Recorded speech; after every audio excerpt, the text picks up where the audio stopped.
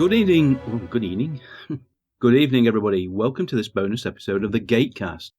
This evening, we are going to be talking about the 1994 Stargate movie with two guests, Andrew from America and Brad from Australia. Good evening, guys. Good afternoon. How's it going? Not bad. Good morning. Yeah, it's the beauty of global podcasting. And Skype seems to be behaving itself. I hope I haven't jinxed it. But, nope, it's still working. We're good. I had to just check the timer there. You never know these days. True. Right, the format for this episode is going to be a little different. We're not going to be doing a standard commentary track. We are going to do a general discussion about the movie, roughly chapter by chapter, although we all are watching different sources. DVD, Blu-rays have different chapter lengths, but we are going to be watching, or at least talking about, the extended cut, which has a runtime of roughly about 2 hours, 10 minutes, give or take. Pretty long running by today's standards. Yep. I don't know. Quite rare these days for even a Marvel film to be under 2 hours. That's true. The two recent DC movies have both had extended cut releases. Yeah, but that's DC. And actually kind of short by, say, like Peter Jackson standards. Yeah, everything I took out the movie has made another movie. Yeah. 3 hours in the theatrical version, 4 in the extended. Yep. Made it a point not to watch the extended versions of the Lord of the Rings trilogy. Really? No, I'm happy with the theatrical. I remember being, like, after I watched the Fellowship at the Ring in the theaters, my mom and I were both big Tolkien fans, so we went and saw all of them in the theaters, but after the first one, I learned not to drink a large drink during those films because I was ready to explode by the end of them. But I was not going to leave the theater. Yeah, and those guys over at Minute by Minute are doing the Lord of the Rings trilogy too, so there's about 1,200 episodes there. Wow. I'm listening currently to the Star Wars Minute, Phantom Menace, and the Airport Minute. Airport Minute, I'm watching one episode per day because I'm current with that, but Star Wars Minute, I let them finish a movie, then I listen to it on my commute to and from work. Yeah. It's a great way to do a podcast, but like they said, they keep releasing one episode every day. You know, you never really, once you catch up, it still keeps coming. Anyway, that's not for us. No, it's not. Right then. Stargate, the 1994 theatrical feature. It premiered in America, October the 28th. We got it in the UK, January the 6th, and in Australia, February the 16th. The movie opens with a very traditional black screen and white writing, and then goes into the rather elaborate slow-motion coverage of an Egyptian sarcophagus or tomb. I suppose before we get into that, just watching the movie as it is, can we do it with ignoring 17 years of TV that follows? Like, there's obviously the Jafar later and characters like that aren't going to be named or sort of gone deeper into the TV series, as the mythology and that we're going to see. Can we ignore 17 years of TV? We've got to. You kind of have to, yeah. Yeah. Although, when I was making my notes, I was including SG-1 notations. Oh, okay. Where storylines could be crossed over, Death Gliders instead of whatever they wanted to call them. Abydos, of course. The planet didn't have a name in the movie, did it? No. It might be interesting for someone to actually come to Stargate as their first watch of the franchise before watching any of the TV series and see what they think. But I do think the movie stands alone. Back in the day, it had initial budget of $25 million. That's how they got on the drawing board.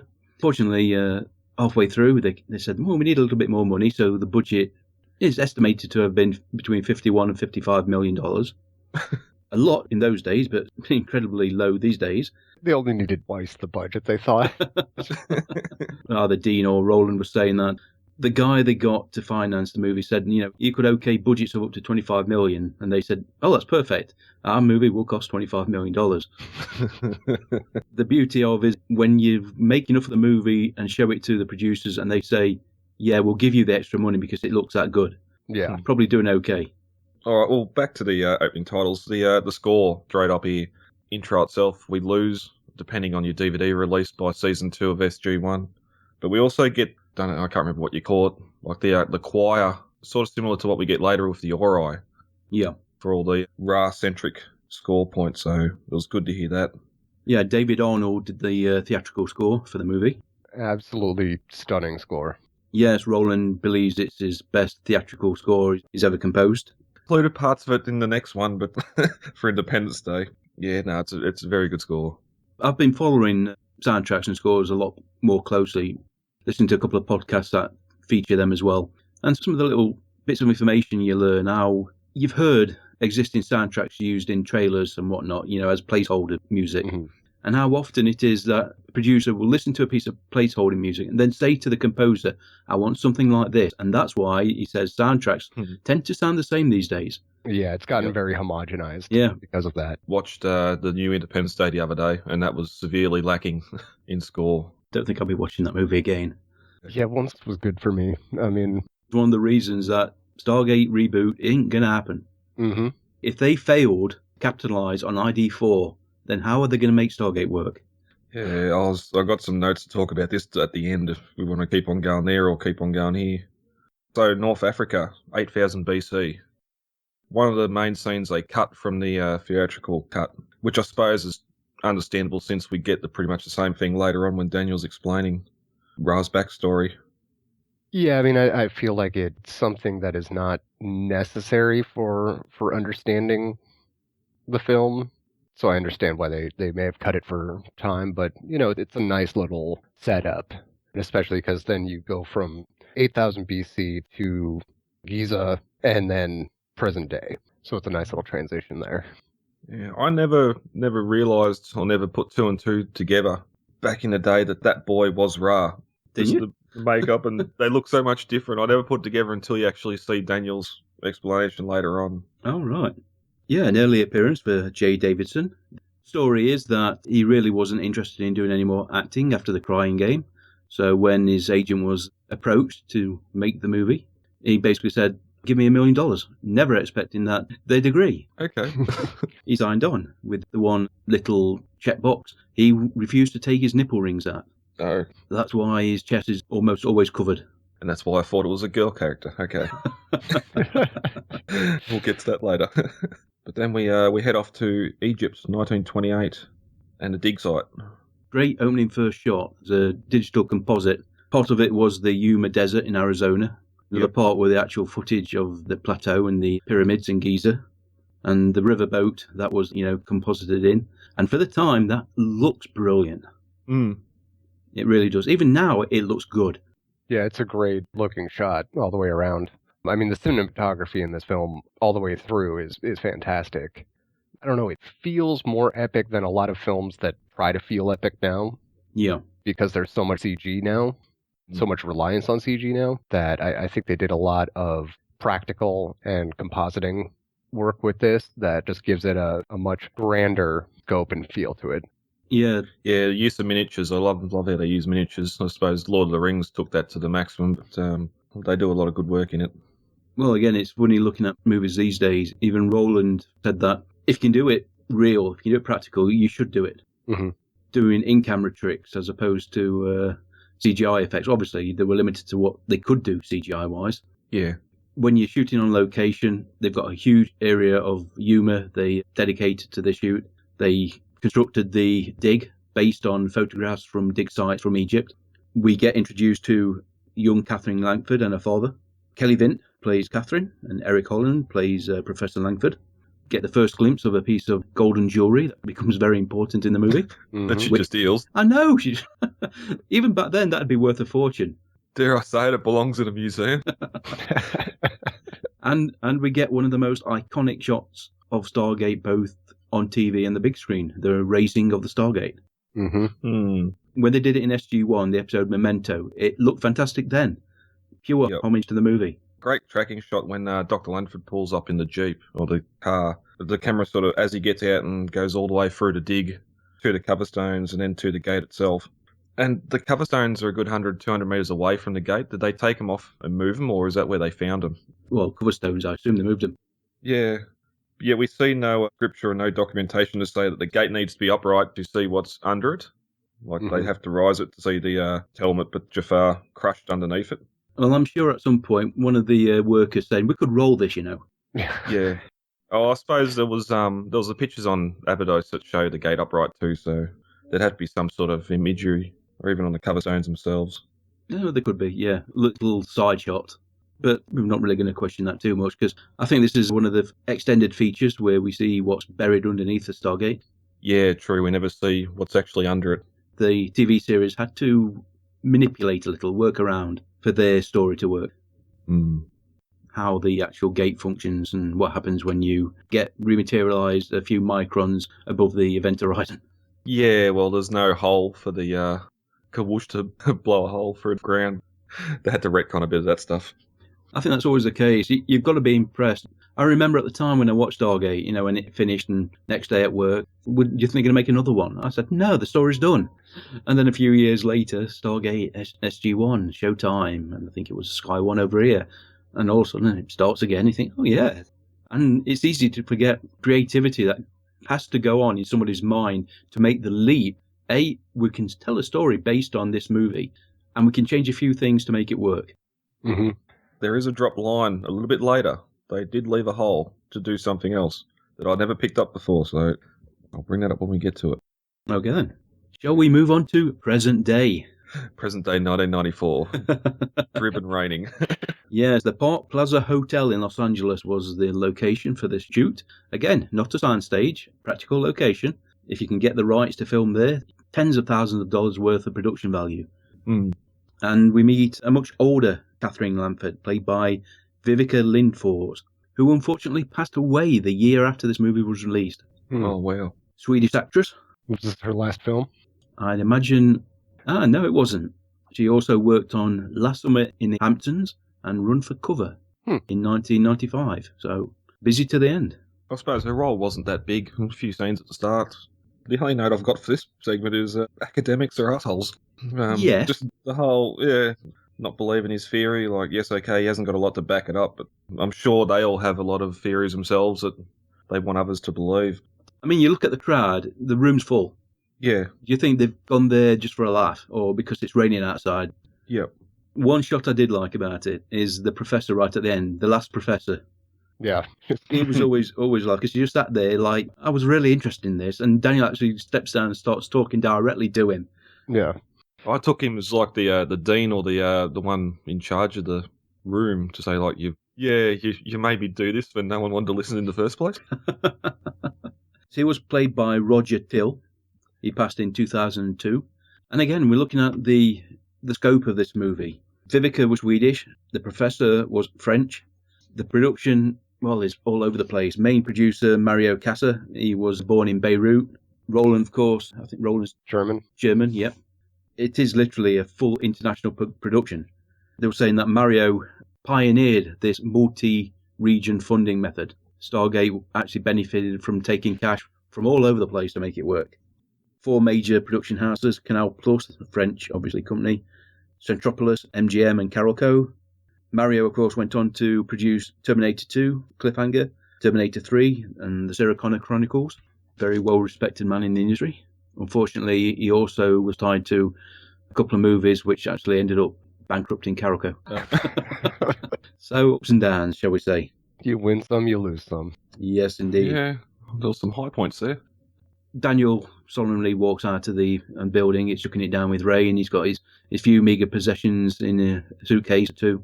And he's approached by an Air Force officer who invites him into a car to meet Catherine Langford. Shortest job interview ever. Made him an offer he couldn't refuse. Mm. This is a job. You've got nothing else to do. You've got debts, nowhere to live. There's a plane ticket. Yeah, Yep. You don't generally turn things down when you're at that point in life. No. No, he's not a young man, is he? He's at this point, he really hasn't got anywhere to go. Mm-hmm. We learn that he had foster parents, so that confirms that his parents died, as in the TV series. Right.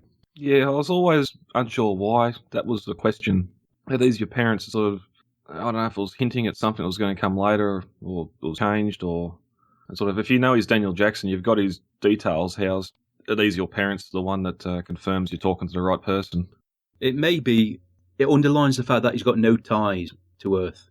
Okay, yep. Right. Good point. It makes it easy for him to walk away. Yep. But of course, they don't mention if they're still alive or anything, whether it was a good relationship. At the time when Jack comes into it, he doesn't exactly have a whole lot to stick around on Earth for. Yeah. We might as well jump straight to that scene then. We're introduced to Colonel Jack O'Neill. Miss O'Neill, is your husband home? Yes. We're already inside. I think you'd ask that before they get let inside. We meet Jack. He's suicidal. His son's died. In a sense that he's the one they're going to send to make sure that the job gets done, no matter what. So even if it turns into a suicide mission, he was already there. He was picked specifically, as we come to General West, for this job, who obviously who knew Jack, obviously knew what had happened. He probably understood what the man was going through. He knew his status of his marriage. You'd think it may be easier to pick someone who wasn't married and with no ties. But again, there must be a connection there that they didn't decide to emphasise. Introduced to Jack, he's sitting in his son's bedroom, Tyler, not Charlie. They changed the character's name. That was interesting. I wonder if that was something in the licensing deal that, they licensed them certain names, like Daniel Jackson, Jack O'Neill, but not others. Well, has the 1L and 2L ever really been explained? No. Nope. And also the changing of Share's name and other elements like that. It's interesting. Always pronounce it the same, though. Sarah O'Neill is played by Cecile Hoffman in the TV series Harley Jane Kozak. This scene was one of the first shots because Kurt had long hair. They decided that it wouldn't look right if they put a wig on him afterwards. And they wanted the impact of the buzz cut when he finally got back into uniform. Mm-hmm. Kurt Russell, I love him from the stuff he'd done in late 80s and 90s. Good to see him here in another one of these sort of sci-fi stuff. He'd done Soldier and that, and of course, Escape from L.A. and Escape from New York. Yes, definitely a Snake Plissken fan. It's just not one of the more popular action heroes, but he's definitely a good one. Mm-hmm. Well, I liked him in Overboard. Yeah, I mean, he's one of those few that can really easily go back and forth between, the stoic action hero and the goofy comedy lead. Oh, he sort of cracks his shell a little bit here later on. He gets that comedy starts to come out a bit, but yeah, he definitely has that ability to go back and forth quite easily. Looking through his... there we go. This is the first time I was aware of Kurt Russell, mainly because years later I remembered him, not because I knew who he was at the time. A TV series in the mid-70s called The Quest. I haven't heard of that one. I think he was a boy who got captured by Indians and then met up with his brother years later and they went looking for the sister. Something like that. Wow. I'll have to check that out. Yeah, it's weird, isn't it? How something can stick in your mind from decades. But I can't remember seeing Stargate at the movie theatre. I'm sure I did. One of my friends at high school handed me a VHS tape and said, you got to watch this, and I watched it, and that was history. Oh, right. Mm-hmm. I do take pride in the fact that when I bought the movie on Laserdisc, I blew a speaker up. Very nice. Yeah, the volume was reasonably loud. All of a sudden you heard some rattling coming from a speaker, which you're thinking, that's the wrong sort of vibration then. Oops. So, Jack has been reactivated by General West. Reactivated, so he must have been just on stress leave or something? Something like that. Obviously, you would be, wouldn't you? You probably wouldn't want somebody... I don't know, really. It could potentially be a medical discharge as well. Yeah. Yeah. Probably saying we put you on the activated list, but obviously National Guard, you'd be brought up for that. Right. Reactivated, just like Bones was in the motion picture. Mm-hmm. Yep. Reactivation clause in the small print. And not very happy about it. Yes, and we get a little bit of exposition from the two officers in the car who explains why his kid got shot with his own gun. Basically covers everything you need to know about that scene. Right, then we approach this huge underground complex, which, funnily enough, looks remarkably like Cheyenne Mountain, but it's called Creek Mountain. And it needs a bit of budget increase. I think that's just a concrete facade stuck against a rock wall. I wondered at the time if they hadn't got the permission to actually film outside of there. That's why they changed the name as well. Yeah. I mean, could it be that Cheyenne Mountain is a little bit more hot of a military installation than later on in the television series? Well, it was still NORAD in 94, 93 when it was filming. Right, so, right. That's what I'm thinking is that they're just like, yeah, you're not bringing cameras around here. We are, of course, introduced to Kowalski in this scene, played by John Dial. I was certain I recognised the face from Stargate SG-1, but he never actually appeared in that. Okay. Jay Acavone played Kowalski in the series. He's a very familiar name and face in the TV industry. Yep. Level 28, so that's a raise a smile. Something shouldn't change. And we get the SGC set. A little bit different. Close enough. Yeah. It's interesting to compare the look of sets which are supposed to be the same, but obviously made on budgets remarkably different. Difference is the ramp for the gate. In the series, it's sort of a long ramp with 2 steps at the bottom, where this one's sort of a longish ramp and it's got 2 flights of stairs at the end. You got to climb up onto the ramp to get going. So Got Richard Kind in here, who also yes, showed up in an unrelated role later on in the Stargate franchise. Yep, Richard plays Dr. Gary Mayers, also with his companion, Dr. Barbara Shaw, played by Ray Allen. They've been doing the translation work for at least 2 years. yeah. And then Daniel waltzes in and is crossing stuff out. I suppose that's one of the problems with translating work. You know, you reference material, and that may be referenced from another reference book, Yeah. and there's no guarantee that the first one, the original work, was accurate. My issue with it is, do any of those words translate to million, or like was million around back then? Or Stargate, was that a word back then? Wouldn't it be Shapai? Good point. But that's nitpicking. Of course, we needed to. Yeah, because Chaparai didn't come until the TV series. And that was more the Gould language too, not an English word for it. So They had consultant, Dr. Stuart Smith, who did all the work on the Egyptian language and the hieroglyphs. They are based on proper language and hieroglyphs. Hieroglyphic. I've said it once, why can't I say it again? you only get one. Yeah, I only get one. They are based on actual, true, accurate depictions of the pictographs, but obviously twisted a little. Can't use real pictographs, otherwise people are complaining that that's not the translation.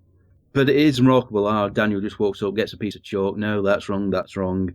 Sealed, buried for all time. Door to heaven. If they'd used Stairway to Heaven, I'd have cried. And just writes in, no, Stargate. Yeah.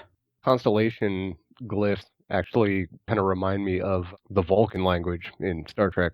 Yeah, I can see that. Yeah. I suppose there's only so much you can do operating within a certain framework. You've got to make it so it looks like it's a written language to us, you know. Mm-hmm. Yeah. If you try to, the ancient language goes a little too far to be recognizable as a language. Right. Whereas, in many ways, hieroglyphics, well, hey, do look like they're telling a story. You know, they're not words, obviously, but there seems to be a pattern that the human mind maybe recognizes easier. And I think whenever you try to make up a language, that's what you've got to do. You've got to leave enough there that people can recognize. Say, that's a language. I don't understand it, but I know it's a language. Yeah. They're having a nice chat. Daniel's been informed of some of the secrets, and obviously not the big one yet. And Colonel O'Neill walks in. Oh, hey, shut up. Stop telling civilians all this critical information. It's interesting. He's always Kurt Russell. It's either he's always got long hair or the buzz cut. There's never an in between. Yeah. You never just see him with a business cut. Yeah. Yeah, but make a mention of another device that was found, and he says that's classified. Isn't this already a classified project? Beyond classified. Yeah, you feel like if they're even at that installation, they've been vetted and have a level of clearance. Yeah. I think the fact that Daniel hasn't at this point, he's got limited access. What is behind door A? You're not allowed to know that yet. Yeah. We hear a little bit of Daniel on his recording just before he discovers the constellation to solve his puzzle. Going on about not being paid unless he gets resolved. Quite amusing, really, for the US Air Force. Never getting paid. Yeah, we're not going to give you a salary because we don't know how long you're going to be here. But if you solve it, we'll pay you. He's got bed and board. He's doing all right. Yeah. This whole set was built on the Spruce Goose hangar, which has been converted into a soundstage. The only building tall enough to actually hold these sets. Saves knocking down a huge historical building, convert it to its use. Hollywood is always looking for large sound stages, even in this day where green screens are taking hold to do everything.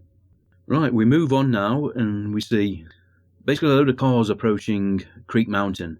And I thought these would all be big black SUVs these days, not sedans. There's no way high-ranking military personnel will be driving around in sedans. The next scene, we meet General West, played by Leon Rippey. Great actor he is. He definitely has the stern general act down. No nonsense. Yeah, they made a joke that Leon actually picked how he looked, and they were quite amused by his choice of moustache. It is a tad short. Roland said, he got to call him Adolf on set. I assume just Adolf. I mean, you can let that go because that is a proper German name, Austrian name or whatever. The general does in some scenes look a little suspect. I also find it kind of interesting how this movie is a little bit dated in the fact that you've got Kurt Russell lighting up a cigarette. My next note. Never see people smoking in film and TV anymore, unless they're bad guys or are meant to portray a more working class or low income kind of demographic. The atmosphere, like cigarette smoke hanging in the air with all the military hierarchy hanging around the table, it's sort of, you don't see that anymore, and it's sort of... Interestingly enough, in DS9, when they did the episode Little Green Men, if you've seen it, or they end up going back in time to like the 30s or 40s. They showed the military, and they specifically had everybody smoke to create that atmosphere. Yeah. They buy poison. Interesting as well. If you look at the layout of the base, that's the gate room. Viewing area above it? Yeah. Barrier comes down, doesn't it? Yeah. That little window and how it changed for the actual TV series became actually much bigger. Why would you need that in a missile silo? But anyway. Maintenance. Small windows, small doors. Big escape hatches, just in case. Seeing Daniel drawing on the screen and desperately hoping it's not a Sharpie. Yeah. Yes, actually gets to explain his solution, his constellations, 7 points to chart a course. That glyph is on the device. What device? We get the look from Jack to the general, which makes you wonder who's in charge. Yeah. The general may be in charge of the base, but Jack's in charge of this project. He just gives a little wave of the hand. The slider panel comes down, and we get the full view of the Stargate for the first time. Apart from the desert, but not under ideal conditions. And it was originally painted black. And then they realised it didn't look very good, so they painted it silver with all the highlights on it. Definitely a good decision. Yeah. That sort of plot aside, how does no one notice the 7 chevron just sitting down there at the bottom of the list of 6? That's one of the big issues, this whole sequence, isn't it? It's not as if they jump from, okay, we've got a good idea what these symbols are now, to, oh yeah, we've already dialed 6 symbols. Nothing happens. What? Only so many other symbols to dial after that one. Trial and error, you'll figure it out. Well, that's it. You got 39 chances. Yeah, that's one thing I liked about the TV episode where we saw, what was it? Paul McGillian, when he was playing Ernest, young Ernest, went through in the diving suit. They were experimenting back then. They figured out that it was a portal to something. That I would have liked some experimentation, trying to figure out, or at least exposition. We figured out it's some sort of device for creating a wormhole, a gravity field. We're not exactly sure what, though. Well, that's it. They seem to know a lot about an active wormhole, even though they've never had it open before. Yeah. How the hell did they get that map up the stairs? Yeah. Yep. Now, I'm guessing it is sort of based off one of them bomb disposal robots, so it probably has some ability to climb, but yeah, it's a pretty steep staircase to go up. The design is used in nuclear power stations. Oh, okay. Maintenance inside the reactor core. That is reused for SG-1 too, isn't it? It looks identical to what we get early seasons. Design-wise, just the arm, the tracks. Maybe we get a better camera. The SG-1 map is very, very, very, very basic. Yeah. Which keeps on breaking on them. They've lost who knows how many of them. Yeah, we can't get it back now. Oh, not to worry. We'll just order another half dozen. And this is why the U.S. military budget is so high. Yes. Yes, the Kawush for this Stargate as well. This is the granddaddy of them all. Yeah. And it truly does look spectacular. Mm-hmm. Practical. Yep. That is remarkable. He basically said a glass tunnel, water revolving very fast, blowing air bubbles through it, drawing the water out to actually juice the tunnel. Truly is spectacular on the screen. It still holds up well because it's a practical effect, not... Mm-hmm. And the only time they used CGI was when the actual event horizon had formed and it was vertical. That's when the water changed to CGI. But you still got a nice ripple. You still got the reflection. Yeah. Looked like a silver puddle of water, unlike later on where we don't get any of that in the series. Again, probably TV budget. Well, the joke was every time that Daniel or Jack touched the puddle, it cost them $5,000. That little ripple. Another little, not hiccup. You can't criticise the movie for any decision they made because SG-1 changed the story and the specifics. But the wormhole went to the Helium Galaxy. How are they tracking that? I have no idea. If they said it went to Andromeda, I'd be impressed. That got retconned in SG-1 as well, in that they made it within our own galaxy rather than... Which makes a lot more sense, doesn't it? Yeah. And it allowed them to later on, do the 8th chevron for intergalactic. And they also have a weird droid voice. A lot of the little devices Even when it's tracking, you hear this droid voice. It's a little Star Wars. Yeah. Especially when we get onto Abydos later, it's sort of really Star Wars. But how's it being tracked? One of the technicians says there's a small moon or planet there. How? And do we even have the Hubble at this point? Yeah. If it's in another galaxy, that's some pinpointing right there. And we get General West, freeze and enhance. The pictures the probe sends back. I'll give them this one, because this is compressed data. Yeah, okay. Yeah, it's coming back. And it might be the first processing gave you a basic image, give it another processing run, then you're pulling out the data that is embedded in the image. And it does clear up. It clears up, not focused, like zoom. It doesn't zoom in, it just clears the image, so yeah. This isn't CSI and traffic cams. We get another extended scene here as well, where we see Jack going into this secure location. We get a close-up of what they found under the gate in Giza. Very squished. Yeah, pancake. Yeah, it looks painful. Yeah. Egyptology terms, that image would be a jackal, wouldn't it? Yeah. So Anubis jackal was his thing, wasn't it? Well, that would make sense given what we learn later in the movie. Yeah. I can understand why they removed that. It just looked weird. And I suppose it sort of just keeps that mystery going of there is something out there we haven't seen yet. We'll get to it, but yeah.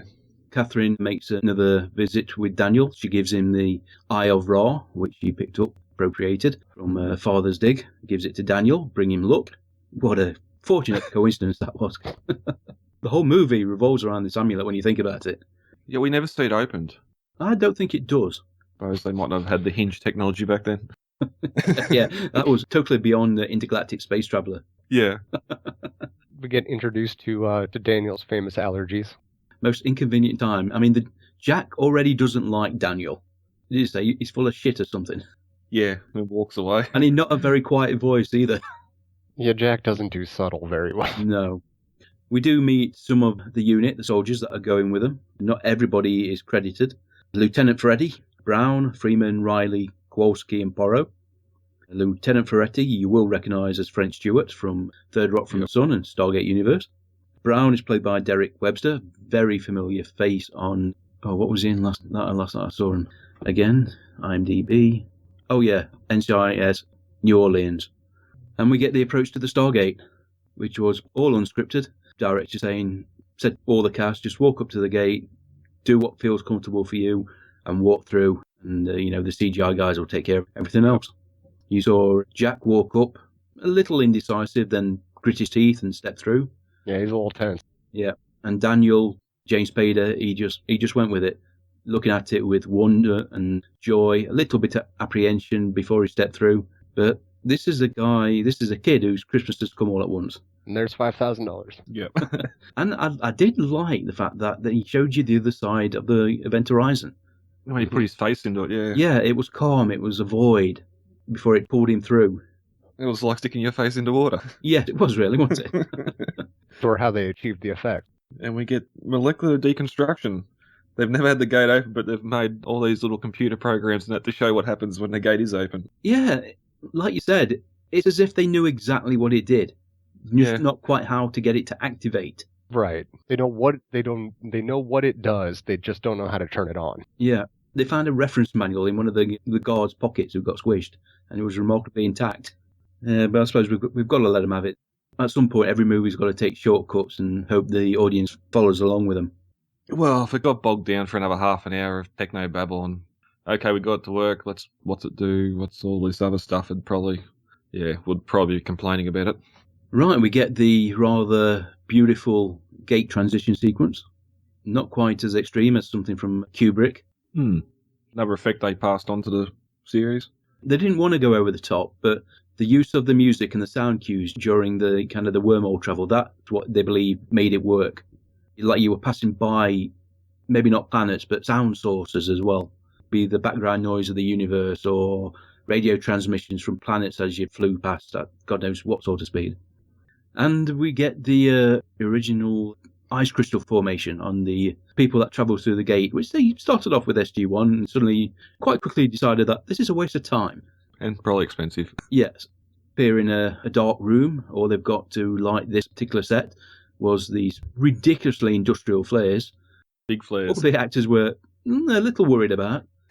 More so for the smoke they'd be giving off. Yes, I'd imagine it's fairly toxic as well. Yeah. Only for the carbon monoxide.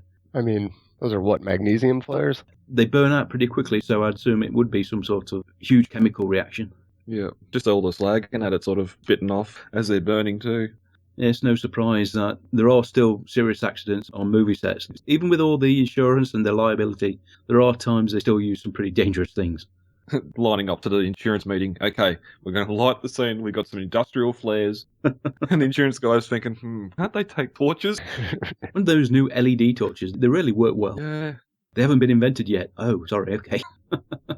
Jurassic Park the year later, you got those massive torches with the big 9-volt battery stuck to the bottom of them. They light up the area pretty well. Well, that was it. I mean, it's 94. They've got mag lights, right? Well, Yeah. the X-Files, they had fantastic torches. I'm pretty sure Jack's gun's got a light on the bottom of it too. Yeah. Again, they're in one of the stand-in sets, all practical. Back then, there was no significant use of green screen, so the spruce goose hangar, again, plays home to this set. This is the point where they start walking all between these columns towards the light. They see outside the door a huge stretch of desert, and they walk outside and they turn around. Pyramid. A 7-story construction. That building is real. They built it. And then they composited in the pyramid. That's insane. It is, isn't it? Yeah. There's that budget doubling. Well, yeah. When you get close to it, you know it's real. Oh yeah, even when later on. It has that feel of weight and depth to it that CGI doesn't. Even Right. good CGI, good green screening. Texture of it. Yeah. Yeah, and later they can have explosions go off near it and it's not really damaging the set. The only issue they had was actually bringing all the construction equipment into the desert because it's surrounded by sand dunes. And they were Yeah. lucky that the US Army got this material that they can lay on sand, water it down, and it kind of bonds all the sand to it and produces a very hard surface for about 12 hours. Water it down Okay. again, it does it again. Wow. They were able to bring all the construction equipment in, build this huge structure, take all the construction equipment out, let the wind do its job to clean the sand dunes off, and you've got a pristine filming location. Was this humour again? Yes. I wonder if there's some sort of colour filter for that sand, because that seems to be very yellow from what I know of American deserts to be. It could be, I don't know. The only trouble they did have, Stargate SG-1 have had the same. Repeatedly filming on sand, you had to go covering all your tracks to make it look nice, Yeah. pristine sand all the time. They had a gang of workers with brushes to sweep it all away all the time, and they said it just didn't look right. Wind machines worked pretty good. They were fortunate one evening, they had a sandstorm, which really made it look spectacular. So much so that Dean grabbed a camera and went out and filmed it. I was going to say, Yeah, they actually use it in the movie. yeah. So we get all the soldiers unpacking this kit. For some reason, they've got a satellite dish. I didn't see him bring a satellite. Yeah. Is that just for planetary communications? We see him talking through it later. It looks like a satellite dish. It looks like it's a focus dish, offset focus dish. So it's got to be pointing at something. Yeah. If it were radio, you just have a great big antenna, a little helium balloon, put up, extend your range or something, but not a sat dish. Yeah, there's no way that's reaching back to home. Can we get the Monday Night Football? Nope, unfortunately not. Oh, we forgot, of course, 3 Moons. Yeah. Including our own. Designed to use stock footage of the other. It's public domain. I'd hope it is anyway. Daniel sneezing once again, and the whole allergies while travelling. I understand on Earth where there's flora. On a desert planet, would you still be getting allergies from stuff in the air? It could be allergic to fatigues, the material in the fatigues. Oh, okay, yeah. I suppose there would be dust in the air too, being a desert planet. Unfortunately, Jack is ready to go back. He's done his recon. Right, job done. We're not staying long. Let's go back straight away. The guys have already unpacked. Mm. And unfortunately, Daniel, oh no, let's go exploring. This is fantastic. This is an exact copy of the what's it called? The Great Pyramid, isn't it? At Giza. Exact copy, Exact. He hasn't measured it. That's what I'm thinking, yeah. I've been there actually doing a bit of trigonometry, and we'll let it pass. And then, of course, he breaks the news. Well, the Earth address isn't on the gate. It isn't on the walls. We can't dial back. But it must be here somewhere. Jack is not happy. He said you can get us home, and you can't. Jack decides to start preparations for his secret mission.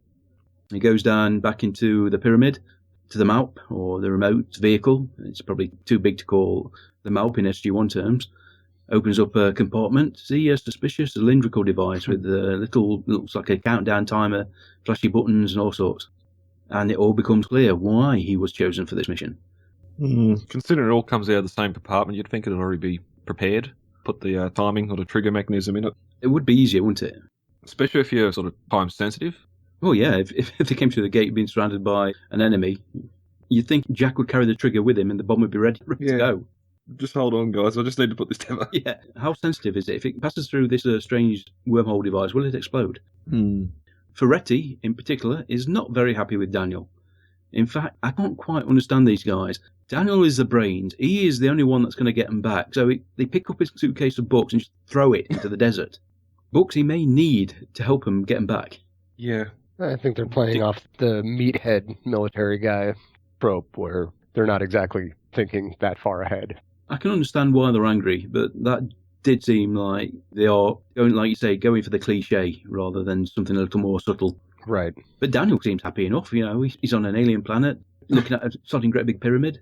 A desert planet eating a chocolate bar. Yes. That was in his pocket.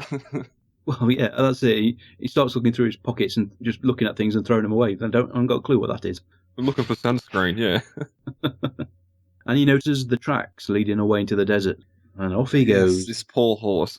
Clydesdale horse, dressed up to be a mastage, an alien beast of burden, designed by Patrick Tatopoulos and voiced by Frank Welker. The horse is actually carrying a head mechanism. Assume it's not metal, it's probably fiberglass or something, in the middle of the desert, so can't see where he's going. Can't be exactly a happy chap, can he? Good use of animatronics there, the tongue work and all that. Yeah, and he gives him, was it a Fifth Avenue bar? Yeah. Which has never been sold in the UK, so I had to look it up. Made by Hershey, peanut butter and chocolate. Mm-hmm. The sugar rush, well, the mastage is happy. Very. This is a great sequence, made more so when you find out how they did it. Initially, the horse just runs away. You know, the bridle, the rope tangles around Daniel's legs and drags him off. That is pretty much a practical effect. Then we get cut sequences where there's a stuntman being dragged. We get the classic little doggy with a suit on for the long distance shots. That is it, dragging a puppet behind it. Oh, wow. And yet it works. Yeah. Because it is real. It is a real animal doing this. Mm-hmm. You know, it's not a CGI creation or a man in a suit. It's an animal dressed up as something, that's true, but the running looks real. Even from long distance, it looks real. Although Daniel does get dragged a long, long way, and they do catch up with him pretty good. And hiking over them sand dunes in combat boots takes something out of you. There's one scene there where he drops down off a bit of a embankment too and fud into the ground. He's woken by a fart. Farts in his face. They finally catch up with him. The animal seems friendly. You know, it's not big, sticky tongue, which tries to domesticate it, obviously, because it's got a bridle on. So they definitely know the evidence of the pyramid wasn't enough. There is life on this planet. And they hear some new noises, look over a sand dune, and there's a great big sodding mountain range. Tens of thousands of people, it looks like, mining the mountain. 1,800 extras used for this scene. Wow. And 2,000 stick figures. Basically, sticks of wood with clothing for the long range shots. The CGI wasn't quite up to duplicating crowd shots. Yeah, we weren't at mass armies by then. But again, it looks good. It looks real. The perspective's right. You've got this huge, looks like a Bedouin tent just in the foreground, and the whole mine in the background. Ladders going up this mountain. You can see these mastages on these ridges halfway up the mountain. And there's movement. It's not just like a matte painting. Like there's actually, you can see people climbing the ladders or swinging pickaxes or whatever else. Yeah. And this is where we meet Skara and Kasuf, Alexis Cruz and Eric Avari, the two actors that carried their roles into Stargate, SG-1. Mm-hmm. A nice meeting between Eric, as I assume he's the mayor of some sort of this population. And chocolate, the international sign of friendship. Bunny way. One of the greatest lines in science fiction ever. This was a choice they made. I mean, in Stargate SG-1, they fudged it. Oh, everybody speaks English. We can't do this for every episode.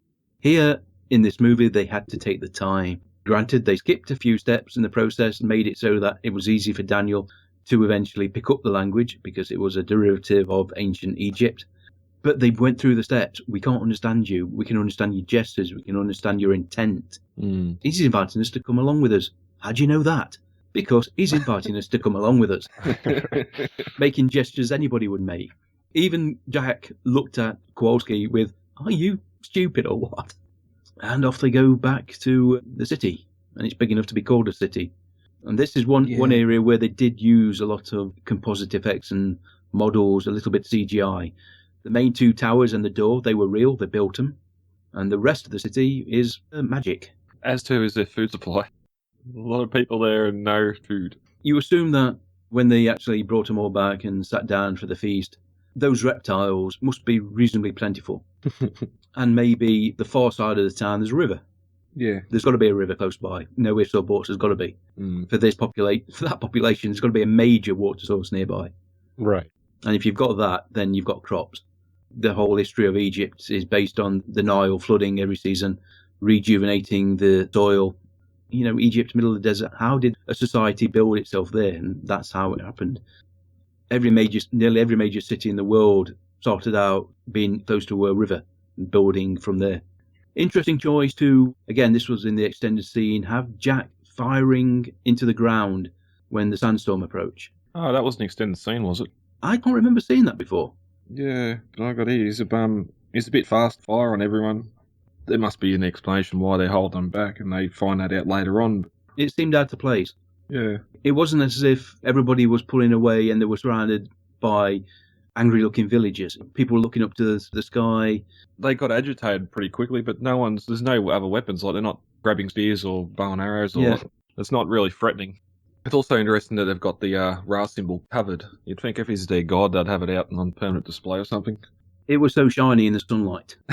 Kept blinding everybody. That's why they covered it up. We have the armadillo chicken, I call it. Yes, it's an interesting creature. Again, Patrick Tatopoulos did most of the design work for the movie. Made something like that look real. The design work all through the movie just find highly, I mean, not just, like creature work like this, and the costumes and like the level of detail on the gate and, the Jaffa armor is just phenomenal. Certainly puts the TV series in its place. Oh, yeah. It's easy to see where the money was spent in the movie compared to the TV series, even though at the time the TV series was brilliant for its set design, costume design. Some of it, obviously, well, that's cardboard, that's plastic. We know the armour isn't really armour, but the movie is a totally separate beast. It really does look incredible. At the feast, introduced to a lot of the shepherd boys, as they were come to be known. That was Gara's little mob of young men, local Mexican actors. They wanted to get actors darker skinned to suit obviously they were supposed to be Egyptian. It wasn't practical to fly over Egyptian actors for the role. Sha'Ray makes her appearance. Well, actually, she made her appearance a little bit earlier, but we get a closer look. Mila Avital, Israeli actress. They had a huge amount of difficulty casting the role of Sha'Ray, filming before they cast her. One of the casting directors sent Roland a video of Millie. Said she was perfect. They were a bit worried. How can we fly her over from Israel and get her into Arizona quickly? Until they told her she'd already flown over a few months earlier, looking for work in Hollywood. So they rang her agent.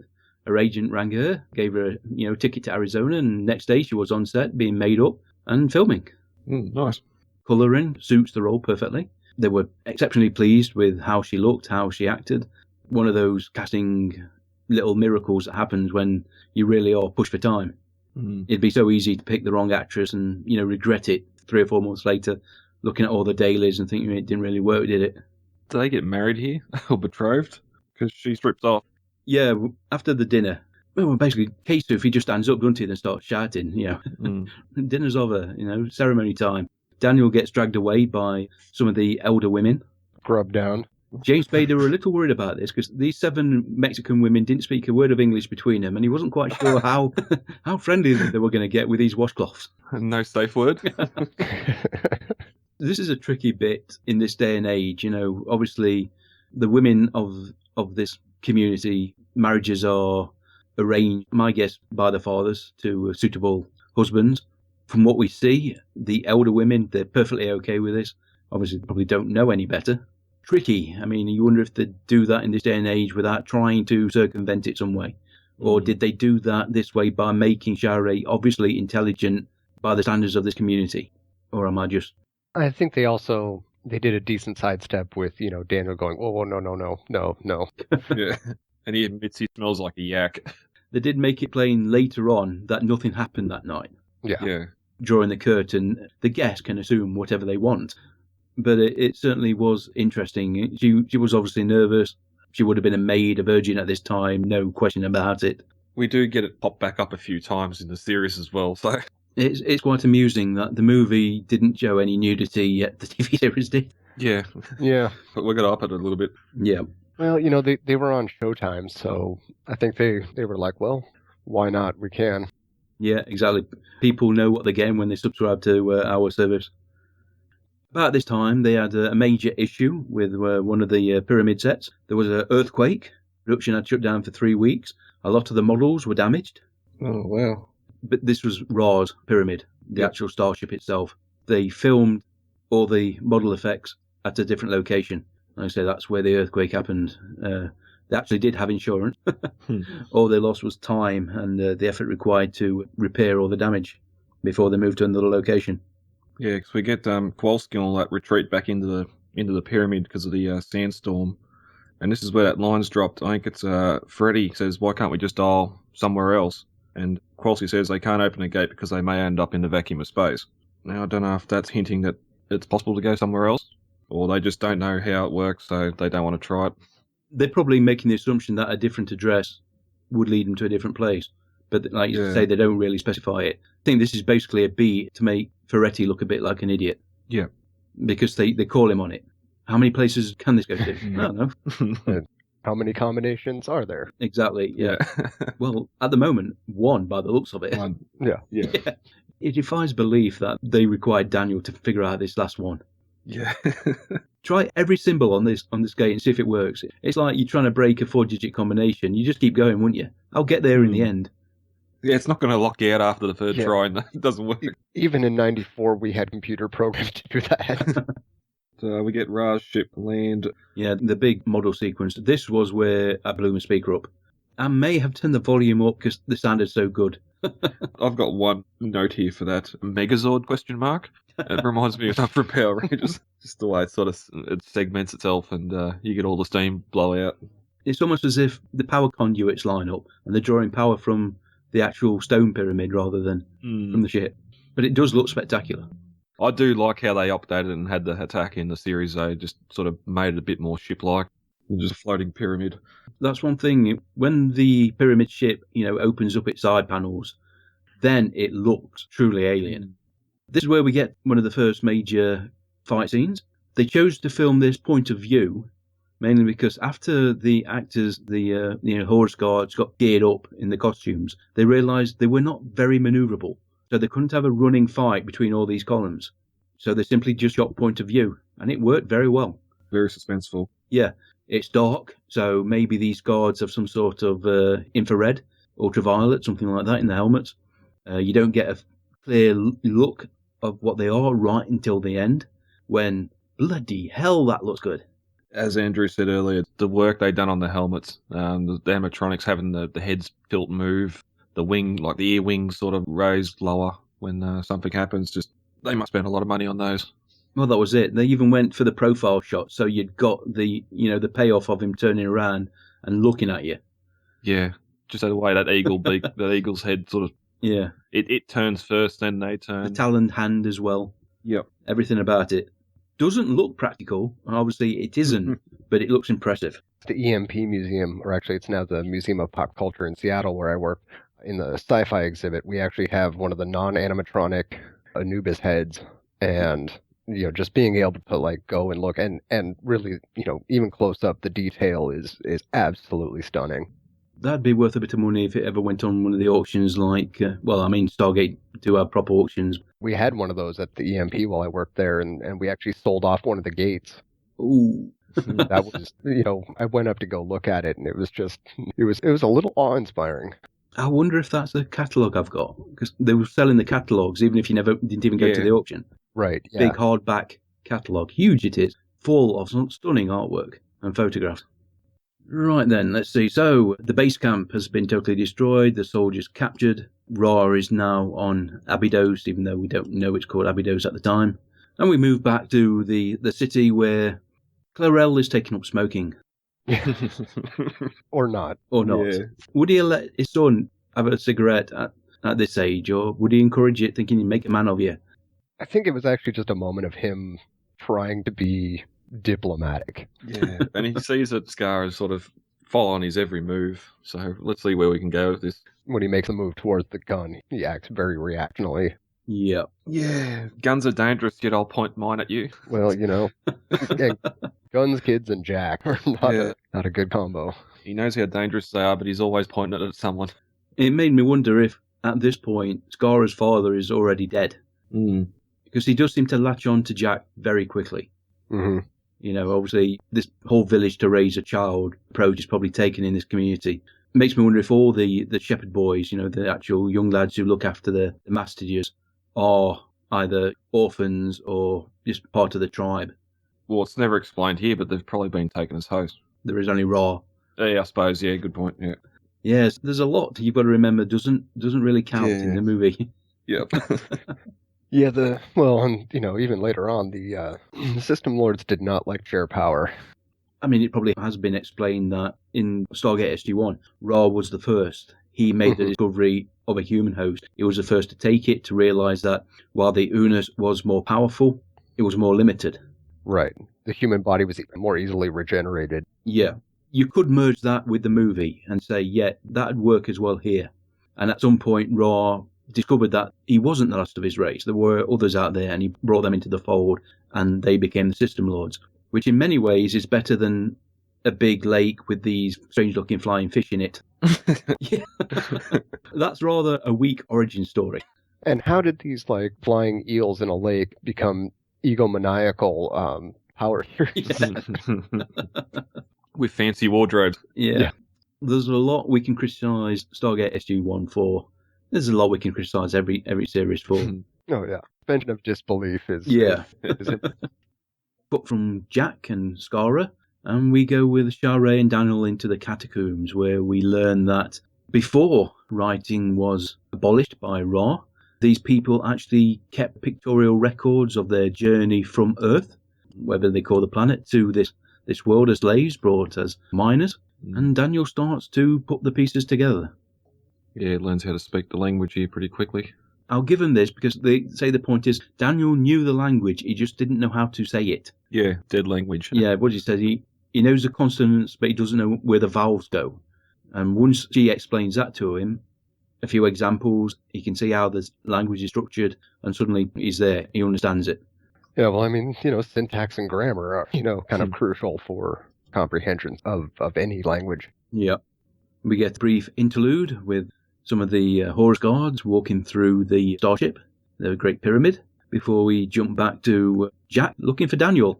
And we get the humorous part of the movie where he calls him a dweeb, does the chicken impression, the sneezing impression, the Simon Says. Yeah, his whole demeanour changes here, and that's the comedic part in him comes out. He sort of loses that rough military man for about 5 seconds here, and it's fun. Yeah, it is. We find the mastitis are also bloodhounds. Yeah. Very useful animal, this is. Good going through catacombs. They were a little worried when the horse, took off in a gallop, because it was only about a 20-feet corridor, and a very narrow corridor at that. And the horse, of course, couldn't see where it was going. Straight through to set. Yeah. Just hang on like. That is an incredibly well-trained horse. Yeah, it would be.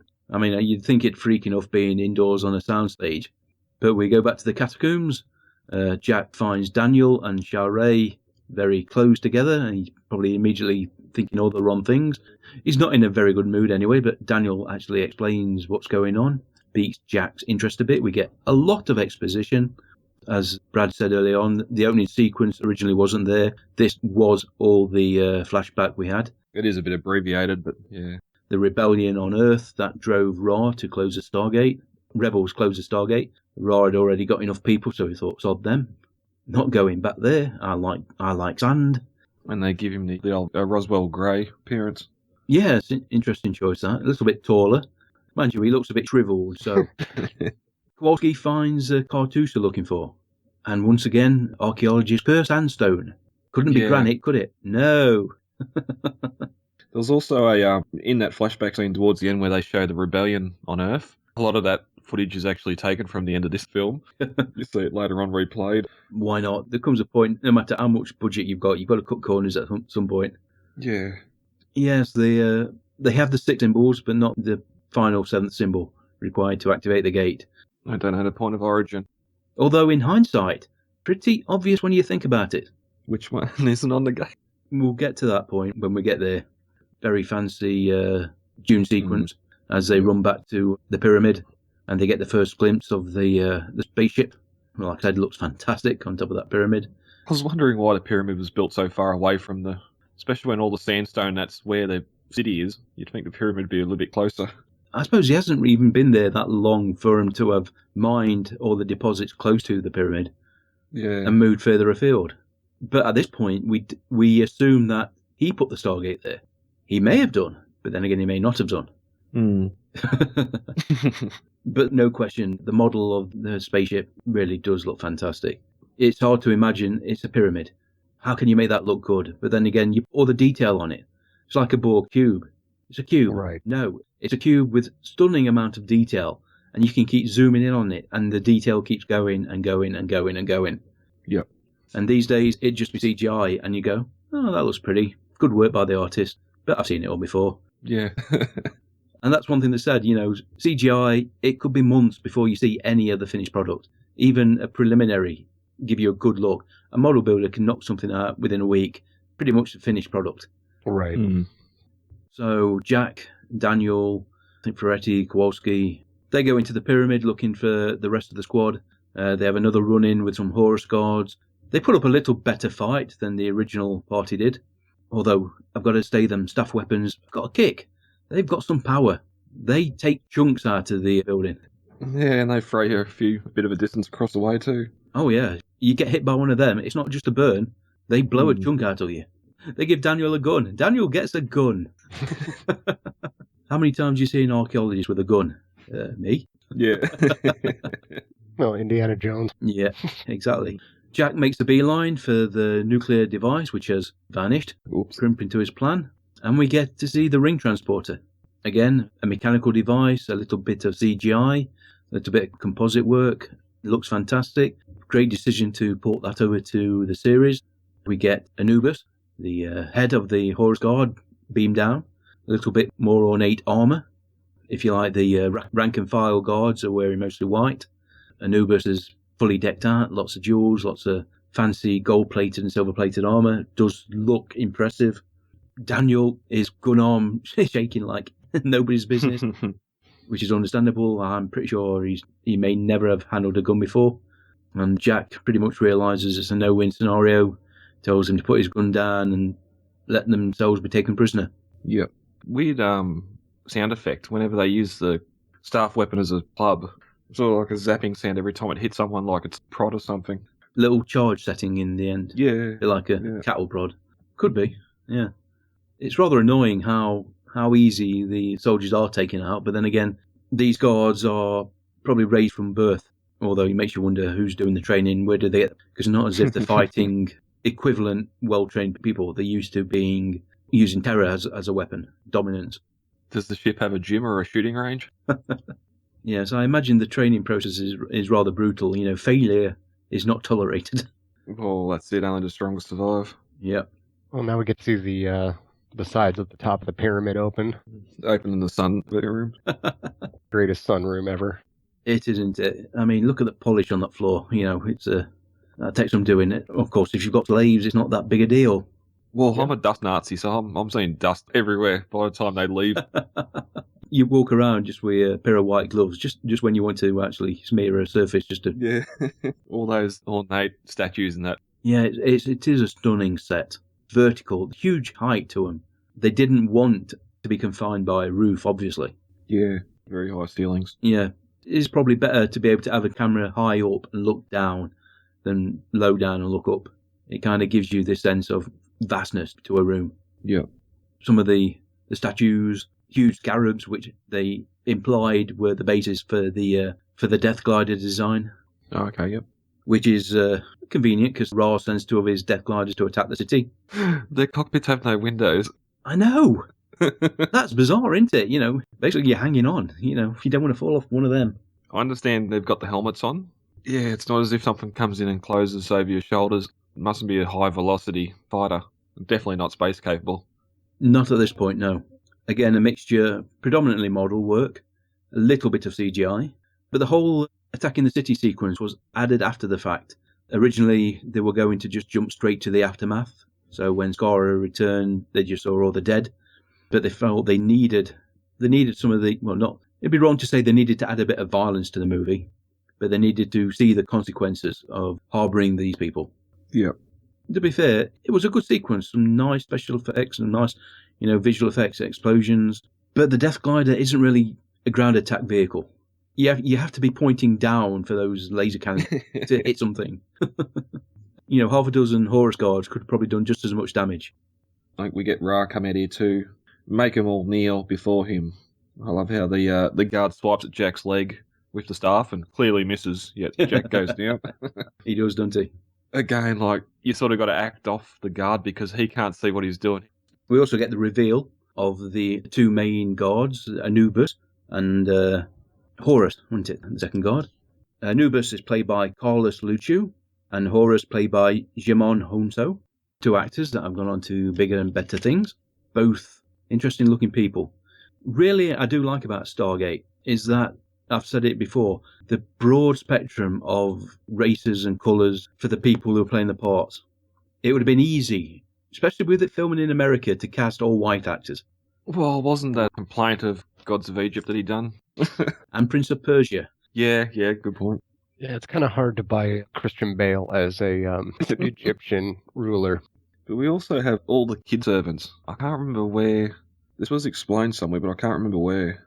I don't know if it was just if something happened to his host body, he had another strong young child to go into or something. Well, the commentary, they imply that Ra picks the most beautiful children from his tribes and raises them as his own personal guards and servants.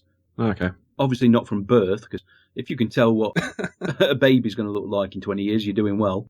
It's going to have a good time sweeping the floors too. So. Yeah, exactly. This is hard work raising these kids. I'm going to have to get slaves to raise the slaves. Yeah. At some point, maybe before puberty, he chooses some children and they leave the families to become his. And they are the ones he trusts most implicitly with his weapons, with his technology, because they are totally loyal to him. Yep. And that's exactly why when Jack makes his move, Daniel gets shot. Well done, Daniel. Daniel dies. Well done, Daniel. And that's why Jack simply can't fire.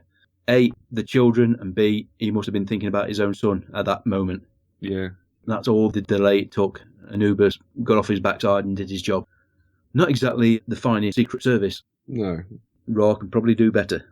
Well, he'd gotten complacent. That's it. When nobody else has got a gun, what do you have to worry about? Right. When I ripped my DVD copy to watch, I neglected to include subtitles. So this whole Ra, yeah, I remember certain parts of it. I remember sort of sending the bomb, although that comes later. Yeah, I remember parts of it. Not having any subtitles was a bit hard. I remember watching an online version of this film at one point, and yeah, it didn't have any of the subtitles for Ra's speech, and so I'm going and looking up the script. But that makes me wonder. Obviously, the theoretical cut would have had the translation on the screen, wouldn't it? Yes. Had to have. But when they put them on like DVD and stuff like that, then sometimes they're not hard coded in. Ah, okay, yep. Yeah, the discussions between the natives and Daniel, they aren't subtitles. Yeah, but that's sort between of Ra is. Between the natives, it's sort of justified because you're sort of trying to learn as well. Yeah. As Daniel is. Yeah, you imagine that Ra maybe even speaking a more formal language. His language hasn't deviated at all because he's the only one speaking it. Whereas the natives, over 1,000 years, may have drifted slightly more, more slang, more colloquialisms. Right. He's got a pretty good deep tone to it. Yeah, it's an interesting voice, isn't it? Interesting how they do it. Jay Davidson, he had a lot of trouble with it because the language has been invented, but it is based on ancient Egyptian, or as close as they think it was spoken. But it's almost impossible to learn because it doesn't come naturally. They use cue cards. It was the only way to do it. They tried an earpiece, but halfway through filming one scene, Jay simply couldn't hear what the guy was saying. So they went with cue cards, and it worked. When the actor doesn't know what the saying means, it's difficult for him to actually put the emotion in it that you need. Right. Raw is very flat, but he's got an edge to it. There's a malevolence there. There's a superiority, condescension to it. But you still got to know when to make that implied. It really does come across that Raw is dangerous. He is a bit of a megalomaniac. He really does consider humans beneath him. Missing the subtitles, does he say something here that warrants or propositions Daniel to kill the others for what we get in the next scene? Because at the moment, because Daniel's lying dead on the floor. Oh, okay, yep, he hasn't revived him yet. Yep, okay. Ra bends down, sees the amulet, looks at it, and I think that's when he decides he's going to revive him because he wants to know where that came from. Why do you have that? Not, I've been looking for that for years. He would know he left it on Earth, I suppose, too. Probably assume that there were a lot of stuff he didn't get to take with him. Yeah. He'd probably want to know, are you from Earth? Did you come through the Stargate? There may be, once you're connected with the Great Pyramid, you might be able to access the gate systems and know somebody came through, where they came through. None of that is explained. Well, they're obviously not local either. Different speech, different weapons, different dress. Yeah. The fact that Daniel has got that amulet, he recognises it, he's the person I want to talk to, and I can bring him back. We get introduced to the sarcophagus, which, again, looks spectacular and puts the big golden block to shame. Moves a lot better too, a lot cleaner. And it was a ridiculously complicated mechanical device, so much so that Roland actually got in to prove to Jay that it was safe. It is cosy in there. Yeah. And Daniel wakes up, meets Ra's pussycat. Okay, never really expected to see. I can't imagine Ra taking a pussycat, but why not? They were revered. That must have come from Kernel of Truth, so I can't really criticise it. I think this is where Ra has his big discussion with Daniel. Yep. Not too pleased about him being there. A big fancy dressing sequence where we kind of see how Ra controls his people. All these young children, they're dressing him, putting his robes on, all his jewellery, ridiculously suspect. He praises Daniel for his people, harnessing the power of the atom, then revealed, he's got all Daniel's books as well. Okay. Yes. Don't know if he can read English, but he's got them. And that's when he reveals that he's going to send the bomb back with some of the mineral, which isn't named. No. And he's also incredibly petulant in this scene as well. Yeah, and this is where he also suggests to Daniel that unless he goes and kills his colleagues, that he'll basically kill Daniel. Kill everybody that's seen Daniel on the planet. Yeah, which basically that is the entire city. And I assume that this isn't the only mining facility on this planet. There are other, enclaves dotted about. He can afford to destroy one community to safeguard his cover story. Because while the people revere him as a god, he is pretty much untouchable. They wouldn't even consider rising against him. Right. Although it's interesting, they did on Earth. What provoked that? Now, SG-1 obviously gave us a story to explain that. We can't consider that. So how did the rebellion on Earth start? And I wonder if at some point we see Ra kill one of his own men, one of his own guards. And I wonder if that happened on Earth and maybe one of his Horus guards looked at that and thought, if you can do that to one of our brothers who maybe didn't do anything wrong, what sort of god is he? What I think they also intimate with the banning of writing is that, obviously education is the greatest weapon against tyranny, intelligence and discourse. And so in suppressing writing and the keeping of history, he maintains that hold. Yeah, he doesn't want history to repeat itself. Right. The tales of the people, especially on this planet where they have got the pictograph history of their beginnings. Now, my guess is only a few people actually understand that or know about that. I don't think those catacombs are common knowledge. Right. At a certain point when somebody becomes an elder, all is revealed to them. But even so, they are so vastly outnumbered. And the rank and file, the average man in the street, believes Ra is their god. Anyhow, as you said, Daniel is given an ultimatum. Prove to the people that I am your god, bow down before me, kill your friends. If you don't, I'll kill everybody. So we get this big, huge location shot with all the extras back. explains a lot. It seemed disjointed when you didn't know what was actually being spoken. In the finery, Ra walks out of the great temple, great pyramid, surrounded by his guards and his retinue of children. Maybe some of those children are the daughters and sons of some of the people in the crowd. Not quite sure. Mm. An outpost on another planet. What's the point of being a spaceship if all you do is orbit the same planet? Well, he come from somewhere. It must do. We have the military lining up, ready to be executed. Daniel walks down the steps with the staff weapon in hand, and he looks into the crowd and he spots Gara thanks to the reflection of the lighter. Have they had any reflective surfaces? I suppose there's the gong, but did they have mirrors or glass where they could have done this or known to do this previously? I don't think so, Although I'm amazed that nobody else in Ra's retinue looked at and thought, what's that? Are they all standing behind him? And open your robes and show this big metallic-looking device slung over your shoulder as well. Yeah. Look, you have a gun. Do you know how to use it? Yeah, because every time you touched it, Jack took it off you. Yeah. That's sort of convenient. They just point it in the air and pull the trigger and not point it anywhere else. They do know that pointing it at people must be bad. Yeah, well, all they've seen is when Jack fired into the ground, so... Yeah. You'd hope that Jack left the safety on, at least. We've seen in modern movies people trying to fire a gun and say the safety's on. How do you turn it off? Yeah. And Ra, body double, because the mask is so big and heavy, you can't see out of it. Yep. Jay had trouble walking out of the pyramid and down the steps, so they got a stuntman to do it, just in case. Oh, I think, yeah, if you tripped and went down, that thing had the weight to do some damage. Yeah. This sounds like a brilliant gig to have for Jay. Oh, I don't fancy doing that. Okay, no problem. Not going to take out my nipple rings. Okay. Shoot around it. And I'm going to need $1 million. No problem, sir. Cash or check. Daniel turns around, fires and shoots one of the... He shoots the floor. Oh, yeah, in front of him, yeah. The movie could be over if you'd have hit Ra. Yeah. Well, he is an archaeologist, not a gunner. Also, it's the first time he's used that weapon.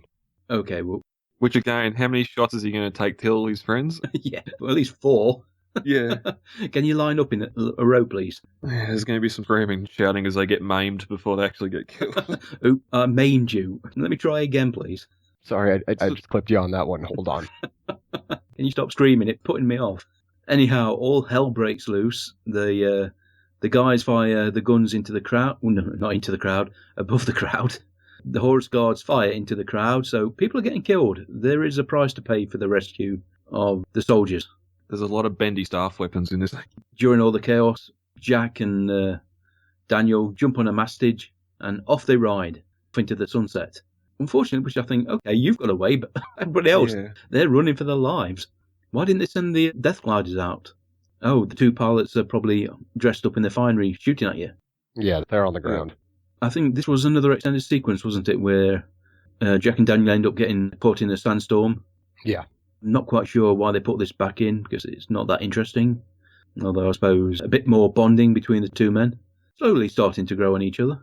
Fortunately for them, the shepherd boys find them and take them to a retreat in the middle of the desert. This may be a bit out of the way to meet up with some more of the village people. Village people, I shouldn't have said that. the locals. Seems to be an awful lot of guns around at the moment. Some of the guys have already been killed, so their weapons are floating free. Kowalski, he's having the time of his life. He's leading a rebellion. He's up for this. Jack isn't. He gets rather annoyed. Starts pulling the weapons away from the kids. I think this is where Daniel also finds out that he's married. Yeah, and we get a love scene. It was fairly well done as well. The whole village thinks, she's a married woman now. That was a ceremony. Her father, we assume that's her father, gave her to Daniel as a bride. They spent the night together. Proof of the deed wasn't required. They woke in the next morning, done, job done, married.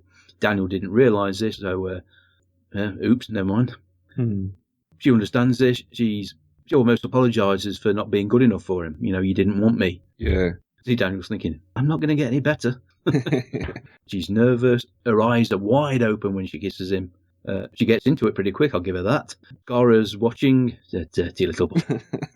Although, I think at this point, he's going to turn out to be a decent guy. He closes the curtain and it gives him some privacy. Yeah, sort of cuts away from it pretty quickly. Meanwhile, back at the pyramid, Ra is not a happy bunny. He's got his surviving Horus guards on display. I'm using Horus as a generic term, but Horus is a specific individual. It's the eagle one, isn't it? Yeah. Horus and Anubis are both there. You've got some of the regular guards. One of them's going to get it. He gets his hand device out, walks up to him, shock blast, throws him across the room. Then he gets the hand device and basically turns his brain into mush. Melts his brain, yeah. Little bit of blood comes out of the ears and the nose. And that's what I thought. You're looking at Anubis, and for a minute there, you're thinking, you look at him and thinking, he knows this is wrong. He knows his man didn't do anything wrong and he's having to die for it. Yeah. And I wonder if that was one of the root causes of the rebellion on Earth. Somebody from within the trusted circle. It's got to be somebody from within to make the move, to get the weapons. I'd nearly see it as more of something happened and they seen Ra bleed or something like that.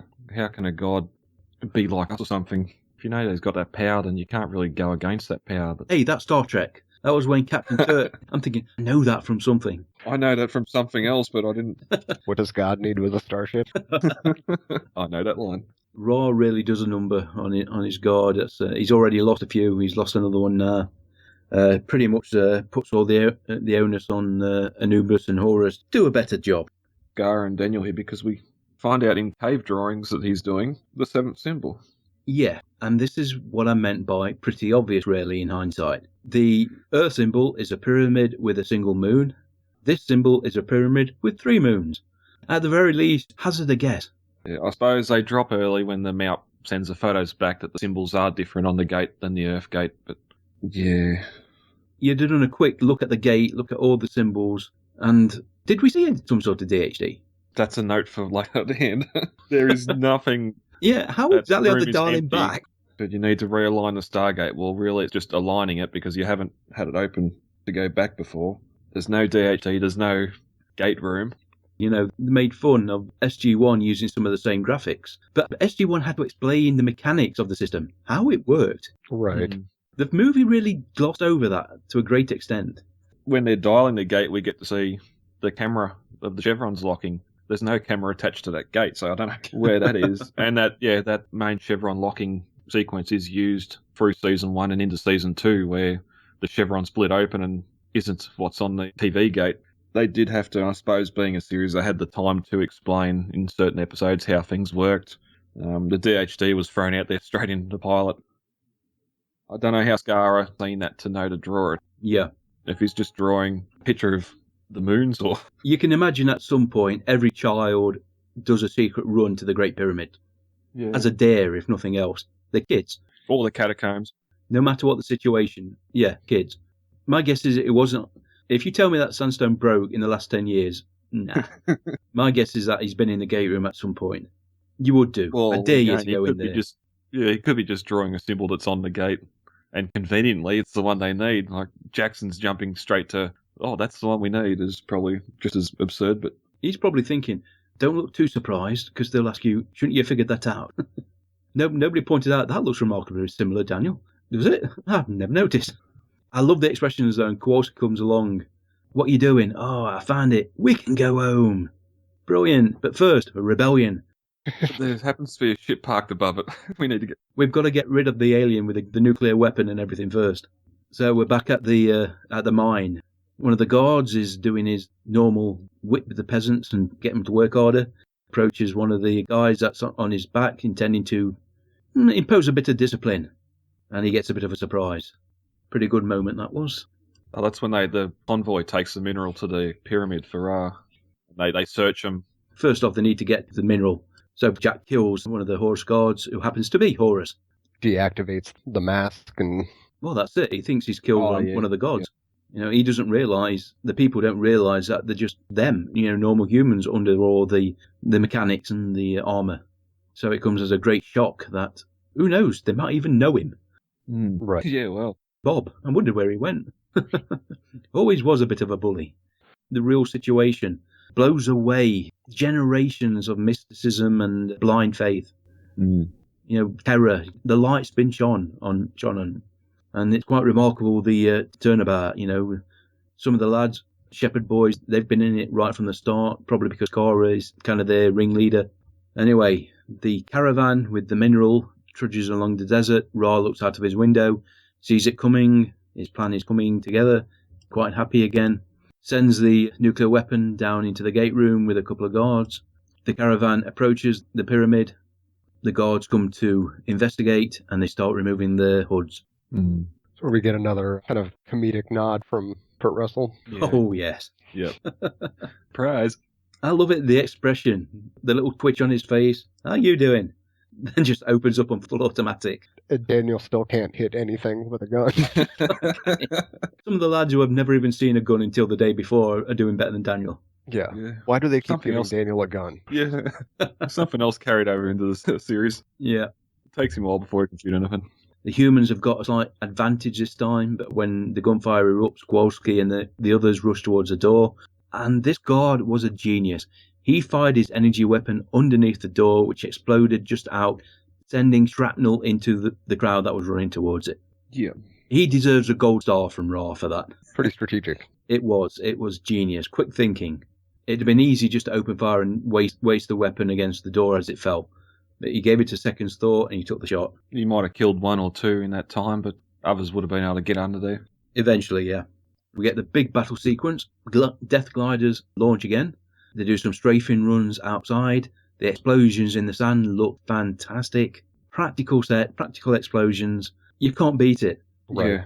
You get the craftsmen who are working with explosives, who know how to lay explosives, exact amount, exact timing, to make a real explosion look fantastic. Coordinated with stuntmen who are risking life and limb for our entertainment. Yeah, they're getting the sand blown on them and they're in there. Yeah, Kowalski and his guys are stuck outside under fire from the death gliders. No surface-to-air missiles, unfortunately. Yeah, not this time. Small arms fire. It's not going well at all. Inside the temple, Jack runs down to the gate room, finds a nuclear weapon that the guards have left there, begins to set up the timer on it. 7 minutes. Interesting. 7 minutes. Good, Okay. yeah. There must be some significance to that. Don't know what it is. Certainly more than 7 minutes left in the movie. Or was there? Was the normal cut about 7 minutes left? There wasn't anything else that added here, was there? So we still get the rings come down with the other warrior. There's a long credit sequence with the movie, I'll say that. Yeah. Shara, she gets shot by one of the guards. Daniel actually manages to hit him. Yes. Yeah. Needed the proper motivation. That's it. That's the key to everything. When you really have to do it. So we've got a nuclear device on countdown. The ring transporter activates, and Anubis appears. Because it's a two-way transporter, Daniel and Shara beam up. Which they didn't know that. He could have got crushed. Yeah, he could have done. There was nothing to indicate it was two-way. Especially when it was said earlier that the gate doesn't work that way, so... Well, again, we'll let it pass because it works very well. It gives Yeah. Daniel the opportunity to take Shara to the sarcophagus. Although, truth be told, she isn't a big woman, but Daniel looks like he's having trouble carrying her. Yeah. His back is straight as a ruler, which means he's putting a lot of effort to maintain that straightness. If I even slouch for one bit, I'm dropping her. And just because you're put in the sarcophagus doesn't mean you know how to use it. Yes. Fortunately for them, automatic. Automatic, yeah. Open, closed. And it works really quick too. Like that 7-minute countdown's going and she's in and out of there pretty quick. Yes, Gora as Chlorel. He took nearly a full day, didn't he? Yeah. That was only a gunshot. Yeah, meanwhile, Anubis and Jack are having a good man-to-man, hand-to-hand fight. He gets to switch off the headgear, which probably saves the production thousands of dollars in CGI work. Also makes the fight more, you sort of pull the cameras back a bit too. Yeah, pretty good fight. Of course, we've seen that Jack noticed the activation device on the wrist plate. Best line in the movie. Give my regards to King Tut arsehole. Ah, yes. Delivered perfectly as the ring slammed down into him, severing his arm and severing his head. Pleasant. Nice way to go. Outside, they're in kind of a foxhole. I love the fact that the kids are wearing body armor as well. Nick that off the dead soldiers. Yeah, someone's lost It's it. the only place they could get it from. And not going well at all. There's running out of ammunition. Jack is finished with Anubis. Daniel has got Shara out of the sarcophagus. Clock is ticking. People are meeting up. What's going to happen next? Freddy surrenders. That's right, yeah. That's the only thing he can do. They've got no weapons. Live another day, yeah. Yep. You could argue that he's given it a bit of thought. We stand a chance if we get these two on the ground. We definitely don't stand a chance if they stay in the air. Yep. Daniel and Shara beam down. Jack tries to turn the nuclear device off. The timer doesn't stop. It speeds up. It has got the last laugh by the looks of it. It does. It does get faster, doesn't it? It is. It's double timing. It's not ticking down as it should be. The two guards depart their ships, approach the peasants. They are going to execute them. No ifs or buts. The staff weapons are charged. And who should come across the sand dunes? Kasuf and what looks like the entire population of this planet. The guards are suddenly, oh shit. Yes. Oh dear me. We've got a hell of a planetary communication system. Beauty of this, when they filmed this first, a bunch of the extras ran towards the wrong camera. And they had to shoot the whole thing the next day. Oh no. Luckily, they had sandstorm overnight, which cleared the entire dune. That was what Dean actually filmed. And give it credit to these guards. They're going to have the go. Have you seen the movie Zulu? No? No. British movie about a famous defeat in Africa. A handful of British soldiers against a whole Zulu nation. This is what it was. Basically, half a dozen men with guns being charged by 1,000 men with spears. Guess who won? Yeah. Yeah. That's a no-win scenario. These guys are mobbed. They are torn to pieces. Even, as Brad says, the staff weapons seem to get bendy after a while. We do get a couple of staff weapon blasts outside in the desert. That's the close-up of staff weapon firing is clearly from inside the ship. You can see the marble behind the figure. But yeah, and then he decides to leave. Yeah. We're taking off. He's got no more weapons or warriors. We're just out of here. He could, of course, just turn the ring transporter off. Nobody's going to get into that ship. But it makes you wonder, is that ship armed? Perhaps it isn't. Well, he obviously doesn't assume that anyone else knows how to use the rings. Yeah, or perhaps he's got orbital weaponry. Fire from orbit, wipe the scourge from the planet and start again. Jack's got a nasty mark on his head. He's still trying. 40 seconds. Wow, that was a slow minute. Yeah, the timing was all over the place. It is a bit, yeah. Shara's up. The building's shaking. The two guys turn to each other. Got an idea. Same time. As they look at the nuclear device and the transporter. Great. And the look on Ra's face is actually priceless because he knows what's coming. Yeah. It was interesting that he's heaving like he was injured or something here, but it might be just he's very angry. He may be losing control. They wondered, what sort of possession is it? Yeah. Total, or is he always having to hold the young man's consciousness? Well, seeing all the locals rebel sort of might, the young man's in there, give him more strength to say, no, get out. Could be. It's strange, though, it looks like he tries to use his mind powers to actually disarm the weapon rather than... It's a pity he didn't have a code he could put in or something. 7 seconds. Well, like, yeah. he can't do anything but look. Apophis, of course, he'd have a personal shield. And the energy blast would be so violent, the shield would protect him. Granted, he'd run out of air pretty quick, just floating in orbit, but he'd be all right. And now, of course, we get to the final scene. Forget the fact that a lot of people have just died. Right. Yeah. Okay, the rebellion victorious. You know, the dictator is down. We're going to salute you. We get the shepherd boys. There's not many left. Kowalski and Ferretti are still around. No time for a burial. How the hell did they get that gate open? It's rather a cliched ending, to be honest. Even down to the kiss. Mm-hmm. Yeah. Although Kasuf really throws himself into the role as a chief cheerleader. Although many would say he was a collaborator. Yeah. The leader of a local population that's been subjugated often gets tarred with the same brush. Yeah. And we get the final scene in the gate room. Jack O'Neill saying goodbye to his almost adopted son. There's a definite relationship there. We get Ferretti, who says, I knew you'd do it all along, even though it was him that threw all his books away. Kowalski, good man. And great chemistry between Jack and Daniel. Yeah. These two respect each other now. Even to the point where, you sure you're staying? And he looks over at Shara. Yes. And if they showed Daniel had family back on Earth, this might have been unbelievable if he'd have stayed. Yeah. Got nothing on Earth. Here, he's got a lifetime's experience of exploring this culture. Mm-hmm. Beautiful wife who seems to adore him for some reason. Pray he never breaks his glasses. Yeah. Yeah, he sort of, he was a joke to academia back home too, so he had no... I mean, that's the thing, is that, everything, all of his theories have just been proven, but there's no way for him to prove it. No. And how do you go back? Once you do go back, how do you live after this experience? Yeah. He probably signed a very extensive non-disclosure agreement. And this is CIA take you away and then you never see light again if you say anything. Right. Yeah. Or more to the point, there would be an unfortunate accident and then proof found that you'd made it up all along. Although we do close, of course, with Jack saying see you around, which, in hindsight, obviously they were planning on another movie. Or at least That was leaving the the door books. open. Yeah. Pilot did a good job of sort of tying the both together. Mm-hmm.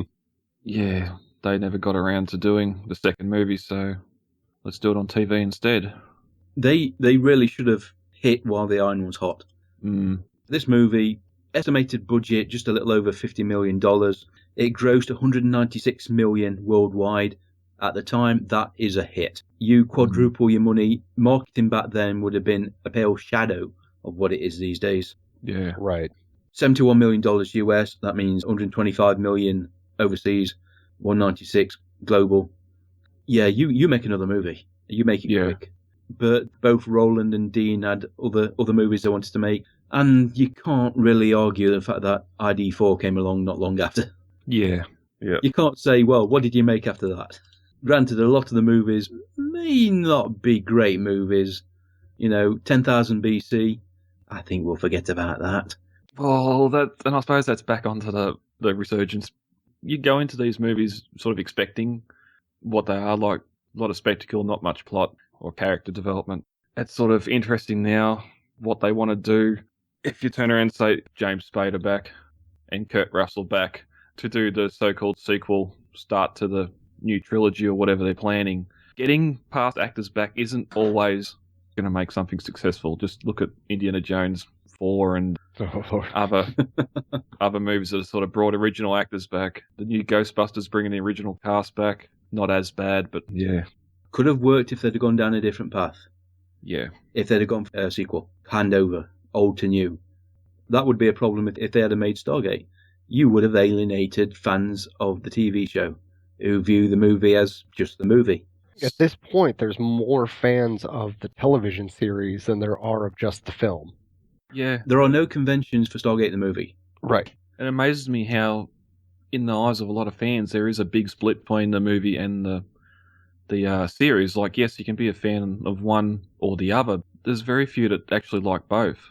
You're either an RDA fan, you come on for the series, or you're there for Kurt and that back in the original. Yeah. Well, that was one of the great behind the scenes when Kurt Russell came onto the set of SG-1. Like I said, though, I love the movie. Without the movie sold me on watching the TV show. Right. Yeah, I was there for the pilot. Yeah, I was there for the pilot because of the movie, not because of RDA or anyone else that was in it. I'm 99.99% sure I had Stargate on VHS.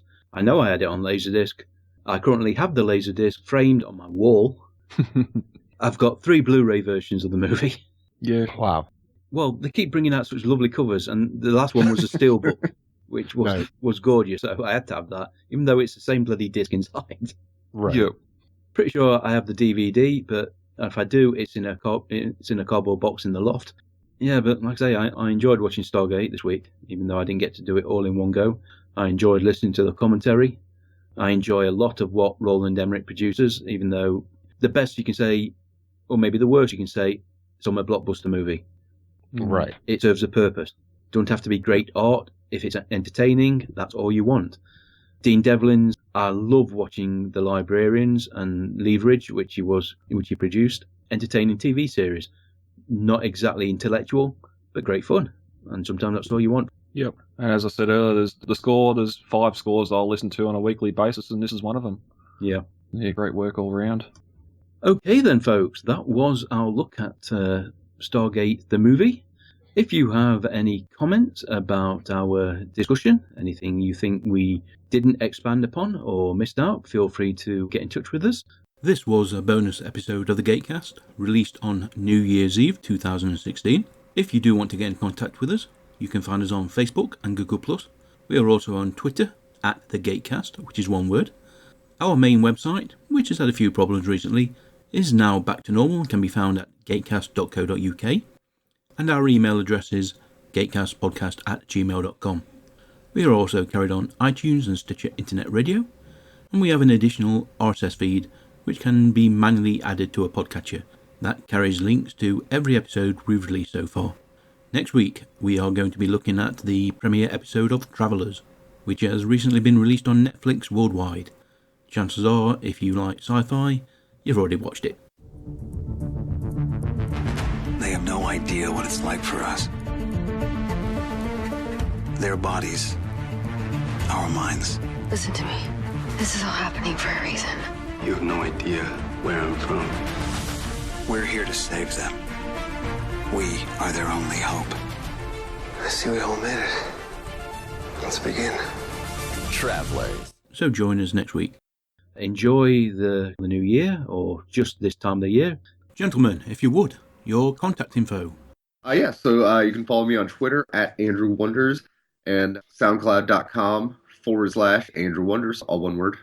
TransformersCCA.com. That's where all the info is. Transformers Collectors Club Australia, little club I'm running down here, and you can contact me through there if you need to. Andrew, Brad, thank you very much for joining me. Oh, thanks for having me on, as always.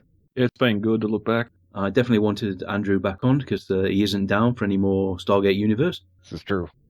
Oh, Right then, guys, thank you very much for joining us. Enjoy the rest of your, Saturday for Andrew and Sunday for Brad. I am off to watch Jurassic World with Riff Tracks commentary. Nice. nice. Right then, folks, thank you very much for listening to the Gatecast. Join us next week. But until then, I've been Mike. I've been Brad. I've been Andrew. Take care, everybody. Bye-bye. Bye-bye. Goodbye. You won't think anything so easy will be so difficult. I gotta wait for Alan to go first. Yeah. You've been listening to the Gatecast, hosted by Alan and Mike. Join us at gatecast.co.uk. Stargate forever.